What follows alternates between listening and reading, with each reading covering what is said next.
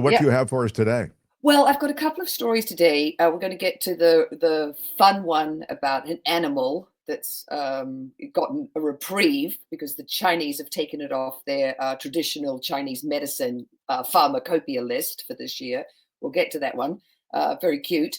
And Albert will have some pictures for us. But let's start off. This is another story in China because this is sort of unbelievable what's happening there with electric vehicles. And very importantly, charging electric vehicles, because, there's a lot of, they call it range anxiety. It's like your performance anxiety, but in your car.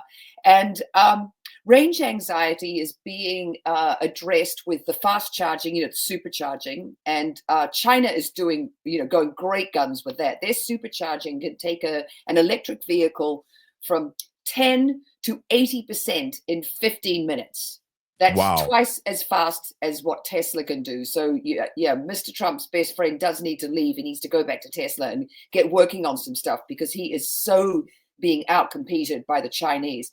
Now, what they're doing now is, so they're going after commercial vehicles. So last year, almost half of the big heavy duty trucks that were sold in China came with this. It's called battery swapping technology.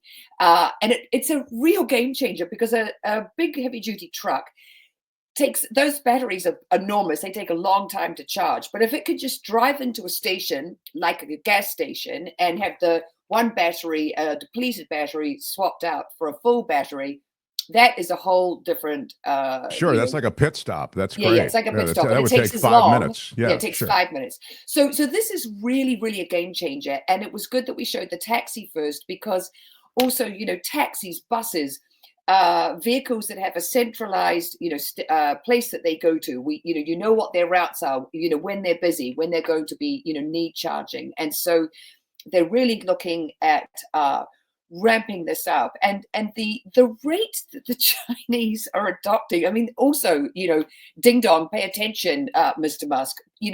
So 2 decades ago there were 500,000 electric vehicles on the road in China. There are now 16 million, and Wow. yeah, and another 5 million hybrids. I mean, the adoption is, it's total hockey stick. They are on the upward exponential growth curve.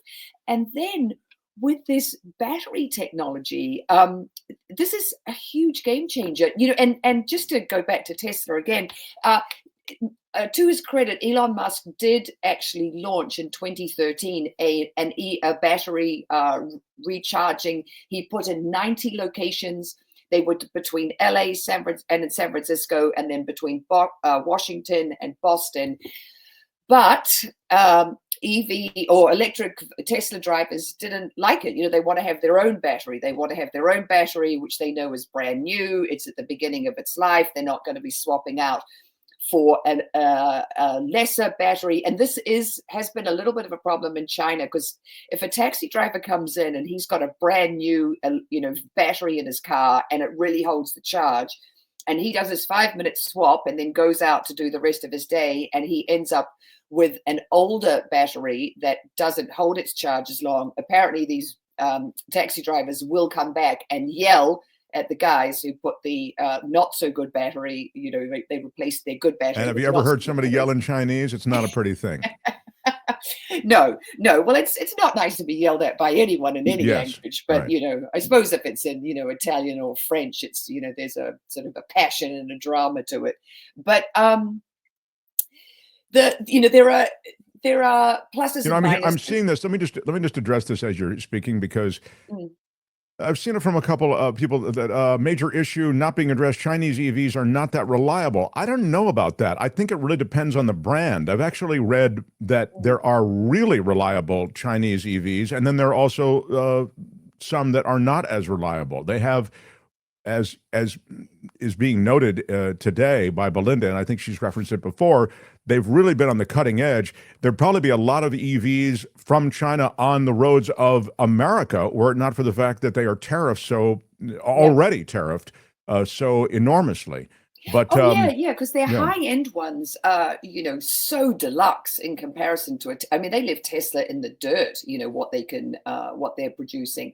And, obviously, yes, it's not going, you know, it depends on with the any car you're new driving. technology. Yeah, Yeah. yeah, like with all cars, there are quality differences. Yes, I was absolutely. reading something from Australia because Australia doesn't have the tariffs that we have, and of course Australia is closer, and they are the number three cars on the road in terms of numbers in Mm, Australia, and so there's a mm. lot written in Australia about their dependability, and it's all about which one you're driving, is what I was reading. So Yeah, yeah. Well, like with any car, I mean, a cheap car here that's powered by gas is going to be very different to an expensive car. And the thing is, with any new technology and with any change, there are going to be, growing pains. And there are definitely with this, because one of the things for car manufacturers with battery, who the battery is a huge component. Like if you have really good, lithium battery technology, that's a real plus. If you're General Motors and you know that your battery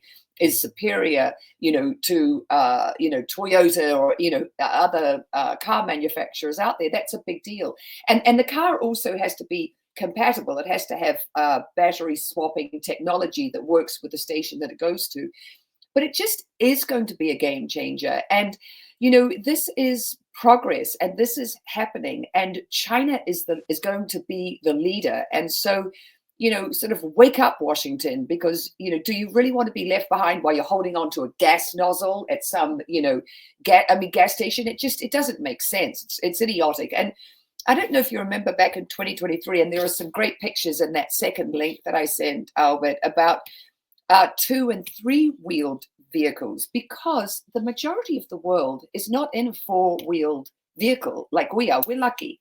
The majority of the world are, on a two or a three-wheeled motorcycle kind of contraption. This is how billions of people get around in cities in India, on the African continent, Indonesia, Thailand, you name it, Vietnam. I mean, in Hanoi last year, we saw a family of 6 people on one motorbike. It's unbelievable. And then the pollution that these people are dealing with is awful. And so when they started adopting, so they're really adopting in India and on the African continent. Nairobi is going great guns with this. Motorbikes, which are used as taxis, that are doing battery swaps. It's super fast. The battery lasts for a whole day of work, and you're addressing emissions. And I have to point this out, and I know I've done this a lot, but transport is the biggest way we can cut our CO2 emissions. Transport is responsible for 20% of the planet warming gases we're putting up into the atmosphere. So dealing with our transport is super, super important. And when you've got all these countries, the developing world, going great guns with their motorbikes and their three-wheeled vehicles and adopting electric, I think it's a lesson to the rest of us, and it makes sense. It makes sense for human health as far as cardiovascular, all of those things go, our lungs, and then what we're doing to the planet. So this is sure, the it future. makes perfect sense. I just it's interesting because I see that three-wheel vehicle, and I'm reminded when I went to Asia, and it almost didn't matter what Asian country. There were a lot of those. They were combustion engines, though, and they did smell up the joint. There was a lot Yeah. of smoke. There was a lot of exhaust discharge. You're Mm, saying that those are now being converted to EV. That makes so much sense. mm, And so that, because one of the things I fear in the future for America, because they are rolling back all of the regulations on toxins and smoke into the air, et cetera. I mean, mm. that's an agenda item right away they're acting on. So you're going to see a lot more, I think, in air quality issues than, as you've just sort of, emphysema, all these other things, heart, cardiac issues. But one of the things that I really noticed in Vietnam and across Asia was, man, you can really smell all the time the carbon monoxide. It is Yeah. everywhere. It's It's like overwhelming. it's it's depressing almost. You Mm, can't mm. get a deep breath of clear air. Yeah. And I think there's some American cities that have that problem, depending on where you are in the city.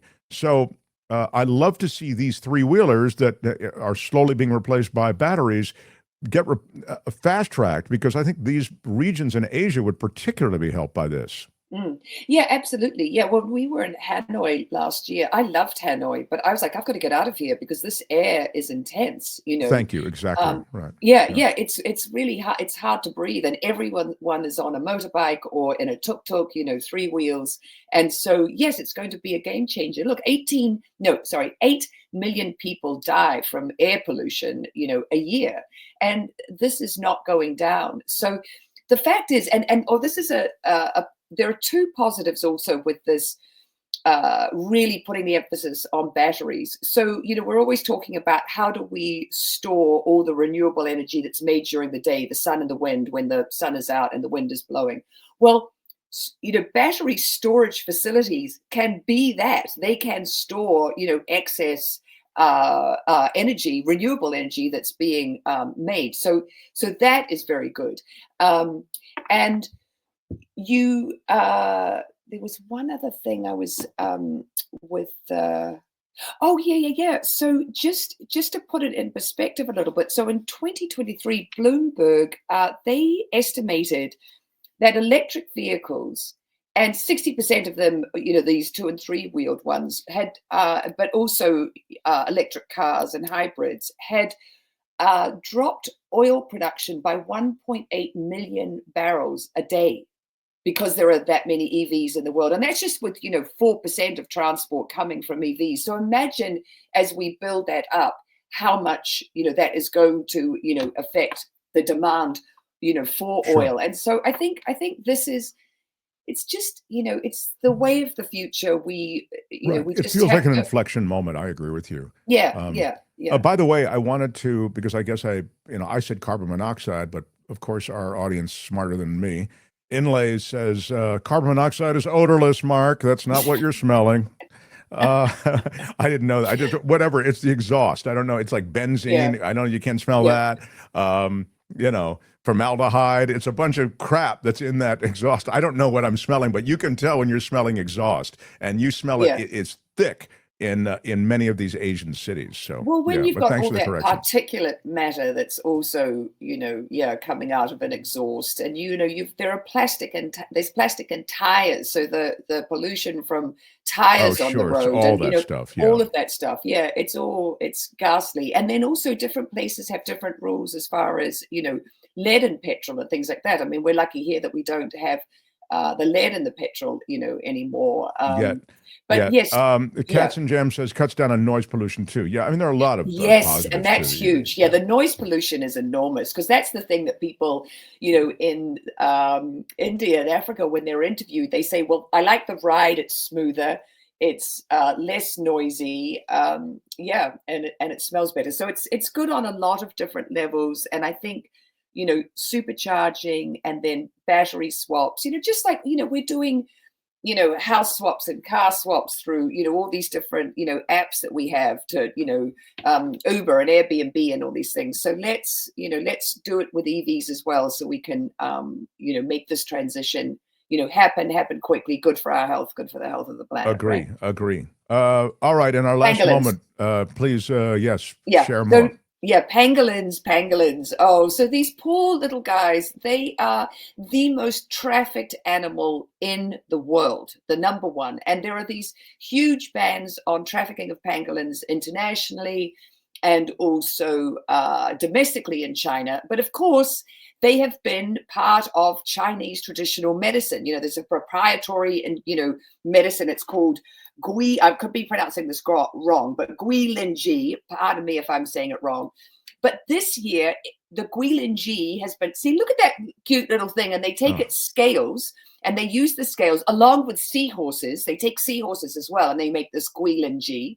oh, And of course, it's like rhino horn. It doesn't, you know, rhino horn does not help you with your, you know, business, gentlemen. And the pangolin, this medicine, Guilin-G, it doesn't have a medicinal value, but it's been part of traditional Chinese medicine for years. But the big thing is this, and 19 other traditional Chinese medicines are off their pharmacopoeia list for 2025. So it was released, the new list, March of this year. It will come into effect October 25th of this year, and hopefully it will, really have an immediate effect on the trafficking of these poor, cute little pangolins. Yeah, it's so sweet. They are sweet and they are cute. And Yeah. as I recall, they were blamed for COVID initially, like the pangolin wet market thing. It was thought that maybe they were behind it. Because yeah, right. So because they're traded in the wet market. Yeah. So I'd love to. So you're saying that the Chinese government has officially sort of taken them off the pharmacology list or whatever? Yeah. They have this list, and it gets published. I think it gets republished every year. And this year, 2025, they are off the pharmacopoeia list, along with 19 other of these, proprietary Chinese recipes for medicine. I can't remember I haven't looked up what the guilin is used for, but it's when it's been researched and evaluated, it doesn't have a medicinal value. So it's like the poor bears that we talked about. The black bears that are having their bile sucked out of them while they're alive, and that. The only thing that helps with gallstones, there are, artificial, equivalents that we can use. We don't need to torture these poor bears, and now we can stop hunting these poor pangolins. So I love it. That is the good news that I wanted. Thank you, Belinda. You are welcome. My pleasure. I mean, sadly, I'll say, because it is my role on the show to, for the cold slap in the face to everyone who gets high on the optimism. There is a black market for all of this, and so even though it gets off the list, you can still get it the same way they do it. They do it with the tiger's, paws and all the other exotic animal nectar that they feel becomes, to help you with virility and all this other crap. It's total voodoo medicine. Thank you, Santi. But so you'll still be able to get it, but it's great that it's off the official list, which I think is really encouraging. So really cool. I think it's really important. And I think the thing is also it takes time for the education.